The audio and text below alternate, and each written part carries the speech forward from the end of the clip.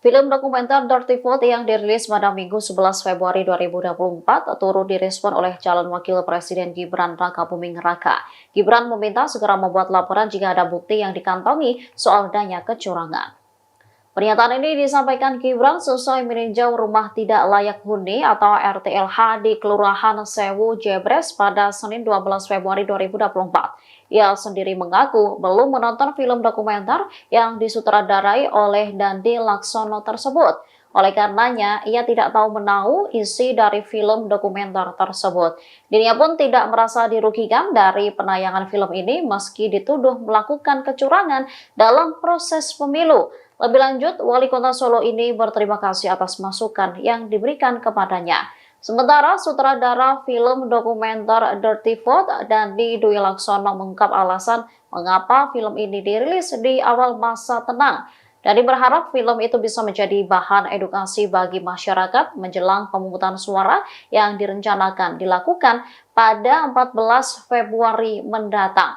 Film dokumenter itu mengupas soal dugaan potensi kecurangan dalam proses pemilu dan Pilpres 2024. Di dalam film dokumenter itu menampilkan 3 orang pakar hukum tata negara.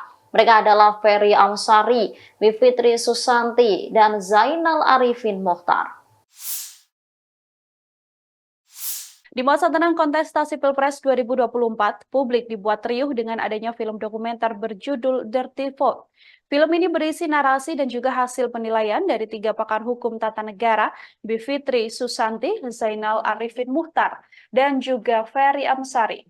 Film Dirty Vote ini besutan Dandi Laksono yang tayang perdana pada Minggu 11 Februari. Dalam film tersebut, Bivitri, Zainal, dan Ferry Amsari berbicara mengenai kecurangan sistematis yang terjadi pada pemilu 2024. Bivitri perempuan berusia 50 tahun, lulusan Sarjana Hukum Universitas Indonesia atau UI tahun 1999. Setahun sebelum lulus dari UI, Bivitri bersama beberapa senior dan rekannya mendirikan Pusat Studi Hukum dan Kebijakan Indonesia atau PSHK. Bivitri lantas melanjutkan studinya di University of Warwick di Inggris dan lulus pada tahun 2002. Dari Warwick, Bivitri menempuh pendidikan doktoral di University of Washington School of Law di Amerika Serikat. Selama ini Bivitri juga dikenal sebagai dosen, aktivis, dan juga pakar hukum tata negara. Ia pun dikenal aktif dalam kegiatan pembaruan hukum lewat perumusan konsep dan langkah-langkah konkret pembaruan, serta dalam mempengaruhi langsung penentu kebijakan. Sosok ahli tata negara yang kedua adalah Zainal Arifin Mokhtar. Ia merupakan lulusan Sarjana Hukum Universitas Gadjah Mada yang lahir di Makassar, Sulawesi Selatan tahun 78. Ia lulus dari UGM pada tahun 2003. Setelahnya ia melanjutkan program magister di University of Northwestern di Chicago, Amerika Serikat dan lulus pada tahun 2006. 6 tahun setelahnya Zainal meraih gelar doktor untuk ilmu hukum dari alma maternya Universitas Gadjah Mada. Seperti Bivitri Susanti, Zainal juga dikenal sebagai aktivis dan pakar hukum tata negara. Selain menjadi dosen, Zainal mengawali karir akademisinya pada 2014 di Fakultas Hukum UGM. Saat ini ia juga menjabat sebagai Ketua Departemen Hukum Tata Negara di FH UGM. Ia pun menjabat sebagai Wakil Ketua Komite Pengawas Perbajakan di Kementerian Keuangan untuk periode 2023 hingga 2026. Kemudian sosok ketiga adalah Ferry Amsari, yang mana Ferry Amsari adalah pria kelahiran Padang, Sumatera Barat tahun 80 silam. Ia lulusan S1 dan juga S2 dari Hukum Universitas Andalas. Tak hanya itu, ia merupakan lulusan William and Mary Law School di Amerika Serikat, yang mana saat ini Ferry juga tercatat sebagai dosen FH UNAN. Ia pun menjabat sebagai Direktur Pusat Studi Konstitusi atau Pusako FH UNAN. Ferry Amsari diketahui sudah bergabung dengan Pusako sejak 2004 pada Desember lalu. Sebagai pakar hukum tata negara, Ferry Amsari cukup aktif menulis di berbagai media cetak lokal maupun nasional.